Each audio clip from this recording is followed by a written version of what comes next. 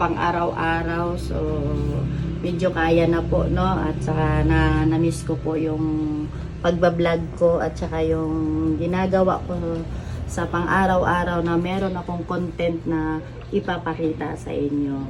So, ang dapat gawin ay huwag magpatalo sa stress.